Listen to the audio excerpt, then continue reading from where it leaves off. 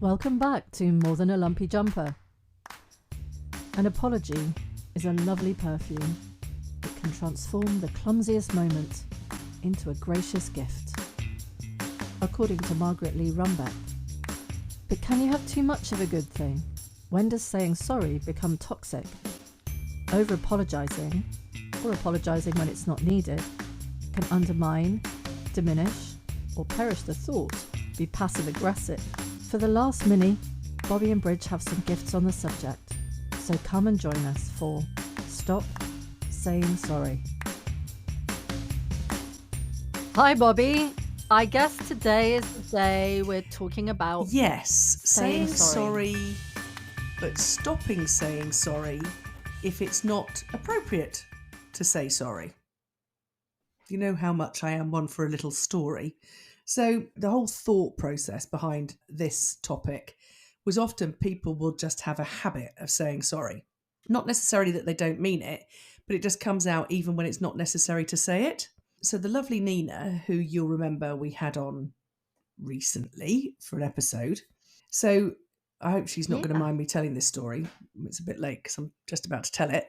Anyway, Nina told me that when she was doing her coaching development some moons ago now, she did have this habit of apologising when it really wasn't necessary.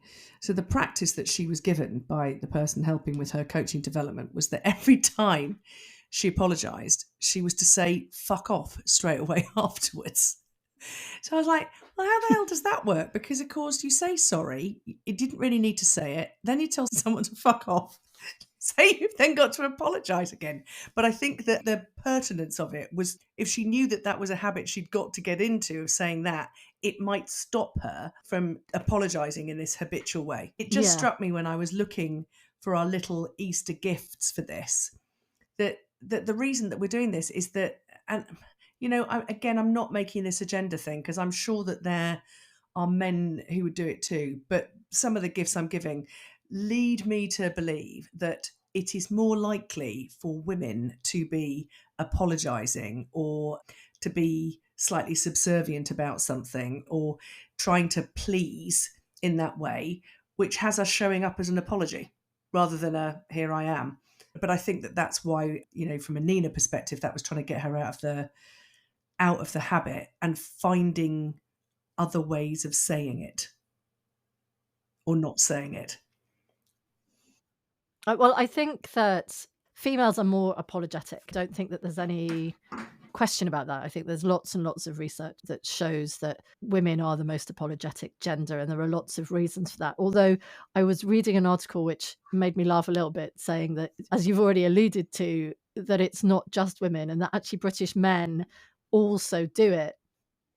And the conclusion for some of the reasoning were things like it can be actually quite a passive-aggressive response because you say you're sorry, but you're effectively trying to shame someone in or remind someone that actually they should be saying sorry. So it was beautifully called a Trojan horse for genuine annoyance.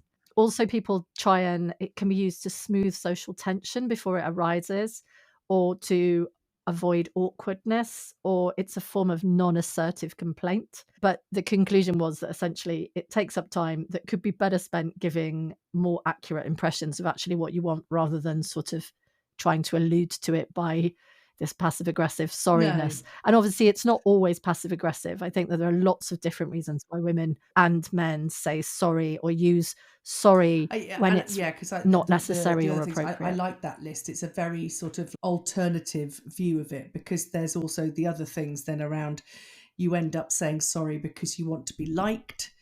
There's some level of false sense of guilt, fighting your perfectionism. So you think that you might have made a little mistake. It is unconscious. I think for some people it is a habitual thing that is just completely unconscious, but it's coming from somewhere. And then a slightly nicer version of this is to express empathy. The other one I'm going to add, though, is self-deprecating. My mum used to call me a self-deprecator all the time. You know, I'm not good enough at this or whatever. You know, I built my own narrative quite early on in my youth, I think. But those statements such as, in my humble opinion, I'm not an expert in this, but... just other versions of saying sorry. And I think that they can be hiding your light under a bushel or passive aggressive in the way that you say. I think they can be taken one of two ways. Yeah, I agree. And I think that one of the other things that it does is if you are in a habit and you don't even realize that you do it.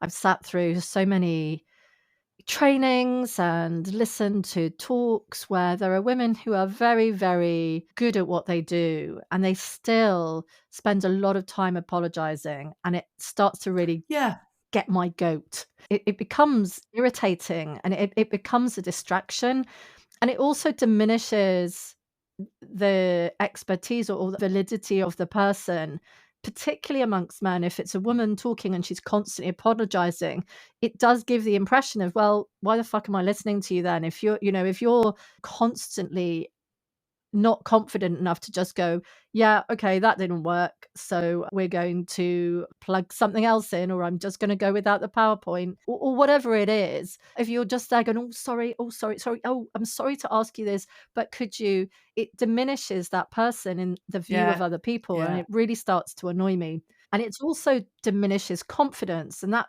would lead me to my first gift, which is what is it?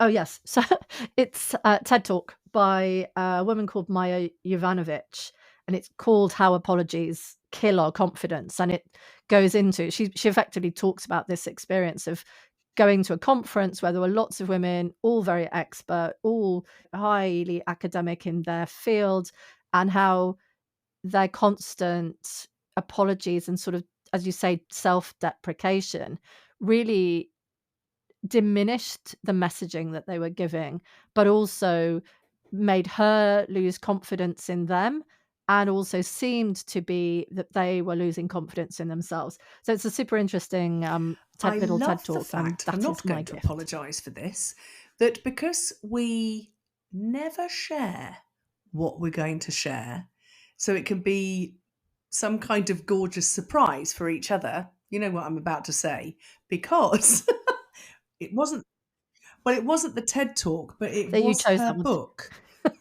which is called Hey Ladies, Stop Oh, Apologising. okay. So that's her book. So Hey Ladies, Stop Apologising and Other Career Mistakes Women Make. And I mean, I loved the write up to it because it says things like, do you constantly doubt yourself or your abilities? Do you downplay your achievements or refuse to take credit for a job well done? If you're not all in all the way, all the time, then you're nowhere. Among the problems women face, we play nice, we don't ask for what we want, we don't negotiate, we apologise all the time. We're people pleasers, we're overthinkers, and it just goes on and on. And so her mission is to bring awareness to your bad habits, to push you out of your comfort zone and into Awesome. action, and to motivate you to reach up, dream bigger, etc., etc.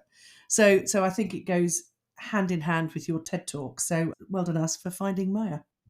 And yeah, I never come across her before either, so I'm really pleased that because listening to her, she's great, and in the TED Talk, she's wearing this most amazing, beautiful silver sequin suit, which I'm very, very Oh jealous my of. God, that sounds like something that I need to have on my birthday list somewhere along the line. I have another one for you, which I think goes hand in hand with some of the things that you were saying earlier on, Bridge, because this is a Harvard Business Review article by Nupur Iyer.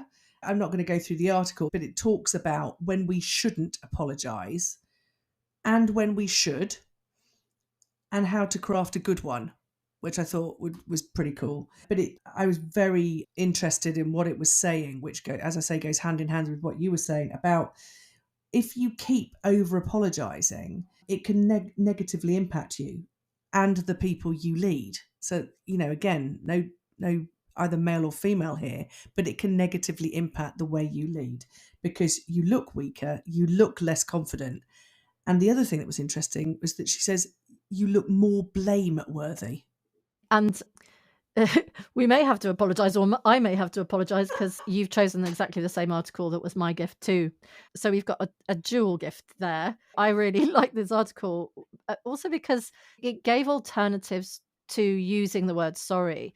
And so it said, you're not actually apologising. So for example, if you're saying, I'm sorry if I was asking too many questions, but I just needed to qualify, which is kind of quite a cringy, sort of subservient way. It's just saying, what I understand is that you'd like us to do X. If that's not correct, I'd appreciate if you could please clarify, as I want to Yep. ensure I effectively address your concerns, which is a completely different impression that you give. You're being confident, you're being clear, you're explaining why you are doing what you're doing, but without apologizing for it, because you shouldn't be apologizing for checking, being professional, doing your job.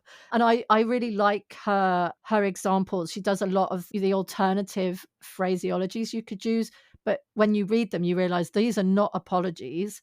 These are you confidently stating what your needs are, which I think was one of the things that came out of some of the other articles I read, along this idea of we waste so much time apologizing and sort of saying sorry, sorry, sorry, rather than saying, this is what I understand. This is what I need. Yeah. Can we just make sure that we both understand each other? Which I think is a much more leadership mentality, I guess, than the cringeworthy, sort of slightly cringing response. It reminds me also, though, because I do think there's just another element of the sorry. And I'm just covering up now for the fact that I've only got two gifts. So my gift is my knowledge and experience. Is that another thing that I see is when people are coming into meetings late, and there are some people who will do big sorries. Oh, sorry. Oh, this happened, and goes into lots and lots of detail. And it's very attention Yeah. seeking, because actually, if you're late for a meeting, then you just walk in there quietly and sit down with a nod to whoever's holding the meeting, a sort of a I'm sorry nod. I'm sorry I'm late.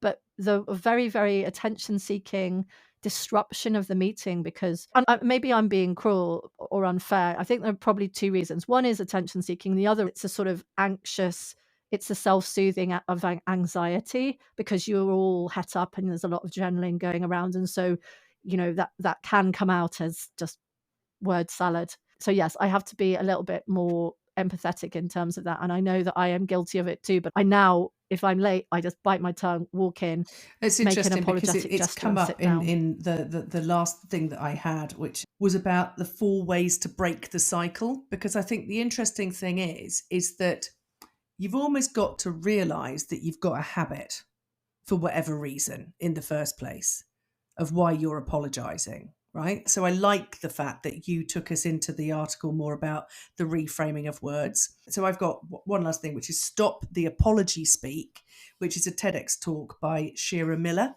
And she again talks about the diminishing of self if you have got apology speak. But she talks about 4 ways of breaking the cycle. And one of them is about the reframing of the words. So I'm sorry I'm late, and, making a real kerfuffle. I think the nod and just settling yourself down is one thing. The other one that she is talking about, maintaining connection when you're into the meeting, is to thank them for their patience. And then just get on with it. So one of the things she says to break the cycle is to reframe the words. The other 3 she says is determine whether you've actually done something wrong. The second one is pay attention if it is a habit. And almost, we've talked a lot about journaling before, but write it down and keep a tally of how many times you say it in a day, just to spot check yourself. And then the 4th one is owning your accomplishments. So, and talk about your accomplishments and say them out loud, which steers you away from this almost embodying an apology. So I think her TED Talk is very good as well. My final gift, it's another book actually, and weirdly has a very similar title to the Maya Jovanovic book. But this one's by Rachel Hollis, and it's called Girls Stop Apologizing. But this is more about looking at your dreams and being confident in terms of what you can achieve, rather than apologizing for your achievements. So, it sort of goes into some more of the elements that you've been talking about, this sort of having confidence in your abilities and stop apologizing for wanting to achieve or having dreams, which I quite like. That sounds so great. so yeah, that's the final nice little group, that. I think that's a lovely end to this little mini, and we will see you next week. Thanks for listening. All of the resources are on our website and on the Spotify page. We'd actually love it if you checked out our More Than a Lumpy Jumper website for more information on Bobby and Bridge, some additional blogs and links to other podcast appearances, and how to get in touch if you'd like to work with either or both of us. It's pretty cool, which I say unapologetically. Next week, drum roll please, it's the start of season 3, can you believe it? And we start with a bang, talking about teams. What makes a great one? What doesn't? See you next week for Being a Dynamic Team Builder.